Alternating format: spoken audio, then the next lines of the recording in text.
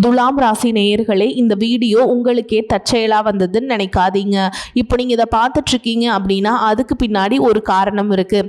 சமீப காலமாக மனசில் ஏதோ ஒரு குழப்பம், எப்போ என் வாழ்க்கை சரியான பாதைக்கு போகணும் ஒரு கேள்வி. அந்த பதிலை தேடி தான் இப்போ நீங்கள் இங்கே வந்திருக்கீங்க. நம்ம எல்லாரும் ஒரே மாதிரி இல்லைங்க, ஒவ்வொருத்தருக்கும் ஒரு தனி பாதை இருக்குது. சில நேரம் அது நம்ம கை கெட்டாத மாதிரி தோணும், சில நேரம் வாழ்க்கை நம்மளை சோதிக்கும். ஆனால் அந்த நேரத்தில் நம்மளை காப்பாற்றி வழி நடத்துகிற ஒரு சக்தி இருக்குதுங்க, அதுதான் நம்மளுடைய குலதெய்வம். பல தடவை கடைசி நிமிஷத்துல விஷயங்கள் சரியாக இருக்கலாம், அது எல்லாம் சும்மா இல்லை, அதுக்கு பின்னாடி குலதெய்வ அருள் தான் காரணமா இருக்கு. இந்த துலாம் ராசி பலன்கள் உங்களுக்கு உண்மையிலேயே வேலை செய்யணும்னா இந்த நிமிஷத்தில் ஒரு சின்ன விஷயம் செய்யுங்க. கமெண்ட் பாக்ஸில் உங்கள் குலதெய்வத்துடைய பெயரை எழுதுங்க. தெரியலனா உங்களுக்கு பிடிச்ச தெய்வத்துடைய பெயரை எழுதுங்க, மனசார எழுதுங்க. அந்த நம்பிக்கை தான் இந்த பலனோட சக்தி. இன்னும் நம்ம சேனலை சப்ஸ்கிரைப் பண்ணலனா மறக்காமல் சப்ஸ்கிரைப் பண்ணிக்கோங்க. அப்படியே பக்கத்தில் இருக்கக்கூடிய பெல் ஐக்கானையும் கிளிக் பண்ணிக்கோங்க. அப்போ தான் நம்ம போடுற ஒவ்வொரு வீடியோவும் உடனே உங்களுக்கு வந்துட்டே இருக்கும். வாங்க வீடியோக்குள்ளே போகலாம். அன்பான துலாம் ராசி நேயர்களே, இன்று இந்த ராசி பலன் நீங்கள் கேட்க வந்திருக்கீங்க அப்படின்னா உங்கள் மனசில் ஒரு முக்கியமான விஷயம் ஓடிட்டுருக்கோம். நான் இவ்வளவு நாள் நினச்ச காரியம் இப்போ கை கூடுமா, அல்லது அந்த முயற்சியை தொடங்கலாமா, விட்டுறலாமா, இல்லை வேற ஒரு பாதையை தேர்ந்தெடுக்கலாமா அப்படின்னு உங்கள் மனசுக்குள்ளே ஒரு குழப்பம் இருந்திருக்கலாம். நீங்கள் யோசிக்காமல் எந்த ஒரு முடிவையும் எடுக்க மாட்டீங்க. அதனால தான் பல நேரங்களில் நல்ல வாய்ப்புகள் கூட உங்களை விட்டு தள்ளி தள்ளி போயிருக்கும். ஆனாலும் அதே நேரத்தில் அவசரமாக எடுத்த சில முடிவுகள் உங்கள் மனசில் மிகப்பெரிய காயத்தையும் ஏற்படுத்தி இருக்கும். துலாம் ராசி சித்திரை நட்சத்திரம் 1ஆம் பாதம் 4ஆம் பாதம், சுவாதி நட்சத்திரம், விசாக நட்சத்திரம் 1ஆம் பாதம் 2ஆம் பாதம் 3ஆம் பாதம்ல இருக்கவங்களுக்கு கிரக நிலைகள் எப்படி இருக்குது அப்படின்னு பார்த்தீங்கன்னா, புத்திரஸ்தானத்தில் ராகுவும், சத்ருஸ்தானத்தில் சனியும், அஷ்டமஸ்தானத்தில் செவ்வாயும், பாக்கியஸ்தானத்தில் புதனும், தொழில் ஸ்தானத்தில் சூரியனும் குருவும், லாபஸ்தானத்தில் சுக்கிரனும் கேதுவும் சேர்ந்திருக்காங்க. இந்த கிரக நிலைகள் பார்த்தீங்கன்னா உங்களுக்கு ஒரு முக்கியமான விஷயத்தை நினைவுபடுத்துது. எல்லா கதவுகளையும் நீங்கள் தட்டணும் அப்படின்னு அவசியம் இல்லை. உங்களுக்காக ஒரு கதவு திறந்திருக்கும், அதை மட்டும் நீங்கள் சரியான நேரத்தில் அடையாளம் கண்டுபிடிச்சா போதும். நீங்கள் நீண்ட நாட்களாக எதிர்பார்த்த நல்ல செய்தி, மனசில் வச்சிருக்கக்கூடிய ஒரு திட்டம் கண்டிப்பாக நீங்கள் நினச்சபடியே நடக்குங்க. வேலை, பணம், குடும்பம் மற்றும் உறவுகளில் மிகப்பெரிய மாற்றங்கள் எல்லாமே நடக்கிறதுக்கு தயாராக இருக்குது. மேலும் நீங்கள் எந்தெந்த விஷயத்தில் கவனமாக இருக்கணும் அப்படின்னு பார்த்தீங்கன்னா, உங்களுடைய பலம் மற்றும் பலவீனம் என்ன அப்படிங்கிறத நீங்கள் தெரிஞ்சுக்கணும். இதுவரைக்கும் மற்றவங்க சந்தோஷப்படுறதுக்காக உங்களுடைய உரிமைகளை எல்லாம் விட்டு கொடுத்து ஏமாந்து போயிருப்பீங்க.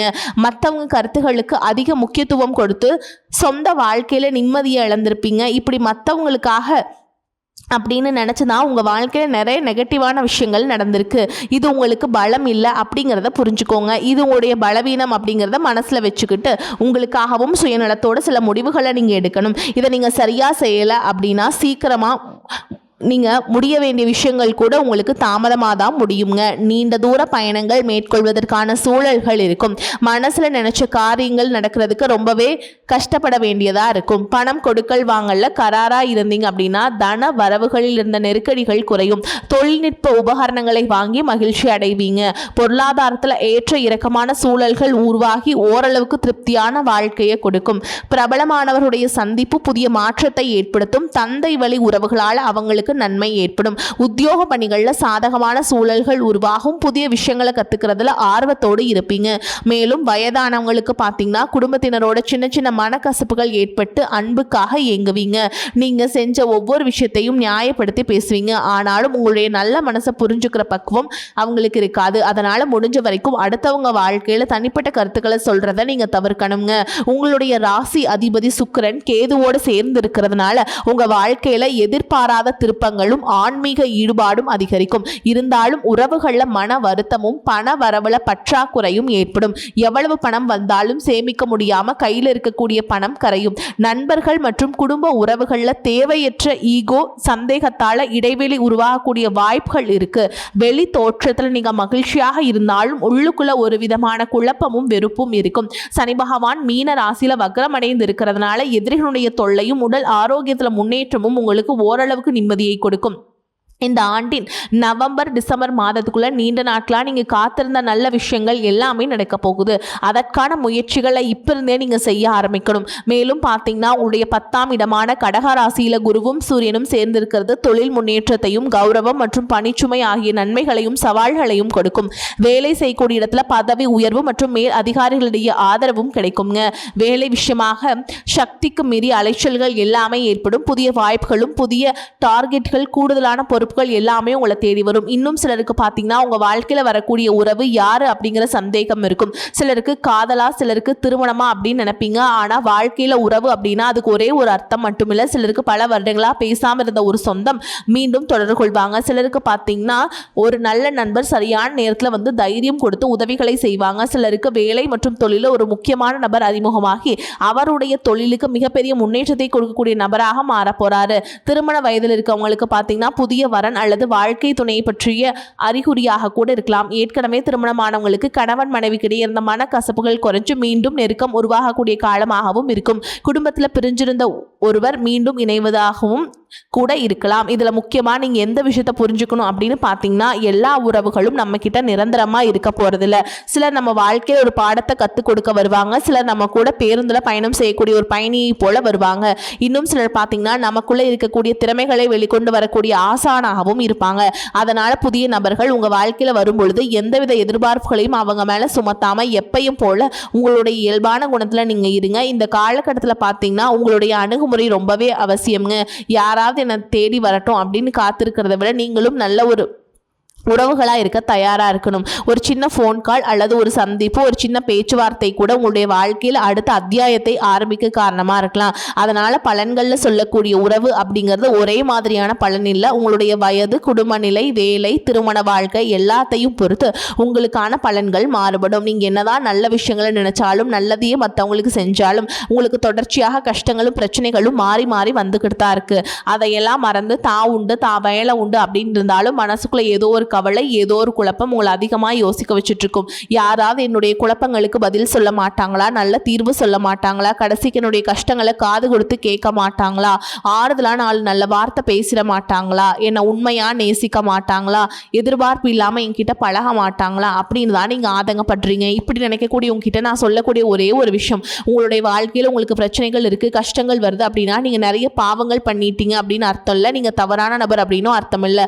இந்த வாழ்க்கை உங்களுக்கு சில பாடங்களை கற்றுக் கொடுக்குது அப்படிங்கிறத நீங்கள் உணர்ந்துக்க வேண்டிய காலம். சாதாரணமாக எல்லாரும் சொல்லலாம் நல்லது செஞ்சால் இங்கே காலம் அல்ல அப்படின்னு நினைப்பாங்க. நம்ம நல்ல விஷயத்தை எப்போ செஞ்சாலும் அதற்கான பலன்கள் உடனே கிடைக்கலனாலும் அது காலதாமதமாக தான் கிடைக்கும் அப்படிங்கிறத நீங்கள் புரிஞ்சுக்கணும். கெட்ட பேர் வாங்குறது ரொம்பவே ஈஸிங்க, சில நிமிஷத்தில் நடந்துடும். ஆனால் நல்ல பேர் வாங்குறதுக்கு ரொம்ப வருஷம் ஆகும். அதனால் எப்போவுமே எதிர்பார்ப்புகளை குறைச்சிக்கிட்டு எப்பவும் போல இயல்பாக இருங்க. நீங்கள் பழகிக்கணுங்க.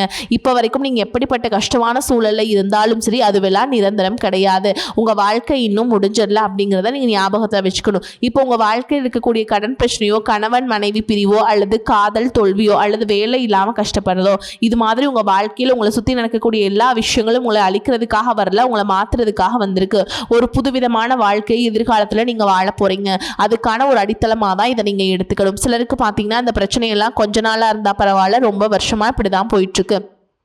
எனக்கு சுத்தமாக நிம்மதியே இல்லை, என் குடும்பத்தில் சந்தோஷம் இல்லை, என்னை எல்லாரும் ஏமாத்துறாங்க, எப்போவும் நான் மற்றவங்களுக்காக வாழ்கிற மாதிரியே இருக்குது, எனக்கு பிடிச்ச சின்ன சின்ன ஆசைகளை கூட என்னால் நிறைவேற்றிக்க முடியலை. இதெல்லாம் ஒரு நிமிஷம் நினச்சி பார்க்கும்போது என்னடா இந்த வாழ்க்கை ஓடிட்டே இருக்கும், இதுவெல்லாம் எப்போ சரியாகும் அப்படிங்கிற கேள்விக்கு பதில் தெரியாமல் தான் இன்னுமே நீங்கள் ஓடிட்டுருக்கீங்க.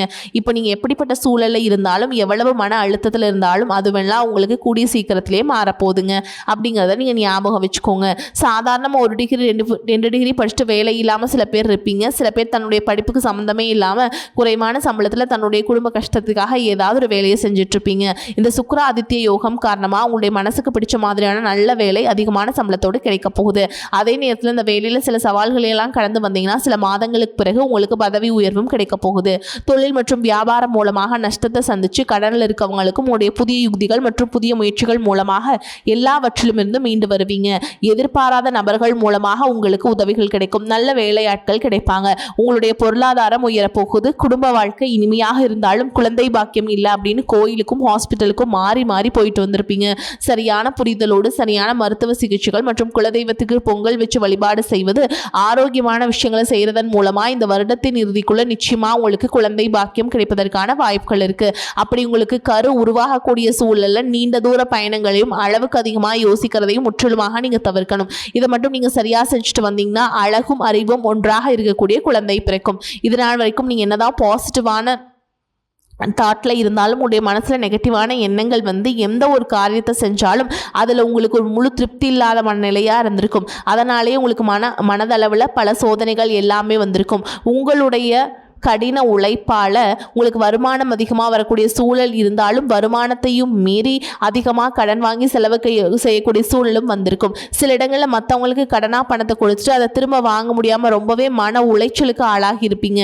இதனாலே குடும்பத்திலையும் சரி தொழிலையும் சரி உங்களுக்கு நிம்மதி இருந்திருக்காது. உடல் ஆரோக்கியத்தை பொறுத்த வரைக்கும் 50 வயசுக்கு மேலே இருக்கவங்க ஏதாவது உடல் பிரச்சனை காரணமாக மருந்து மாத்திரைகளை அதிகமாக சாப்பிடுவாங்க. ஆனால் அது குணமடையாமல் தொடர்ந்து பிரச்சனைகளை கொடுத்துட்டே இருந்திருக்கும். இனி வரக்கூடிய கிரக நிலைகள் காரணமாக மருந்துகளோடு இயற்கையான உணவு முறைகளையும் நீங்கள் எடுத்துக்கிட்டீங்கன்னா உங்களுடைய உடல் வலுப்பெறும். எல்லா விதமான துன்பங்கள்ல இருந்தும் நீங்கள் மீண்டு வர போறீங்க. உங்களுடைய வாழ்க்கையில் மற்றவங்க அவங்களுடைய சுயநலத்துக்காக தெரிஞ்சு உங்களுக்கு சில துரோகங்களை எல்லாம் செஞ்சுருப்பாங்க.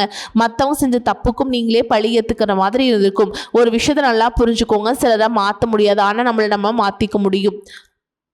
உங்களுடைய வாழ்க்கையில் ஒவ்வொரு நிலையிலையும் ஒவ்வொரு நாளும் ஒவ்வொரு செயலுக்கும் ஒவ்வொருத்துடைய விமர்சனத்துக்கும் பதில் கொடுத்துட்டு இருக்க முடியாது.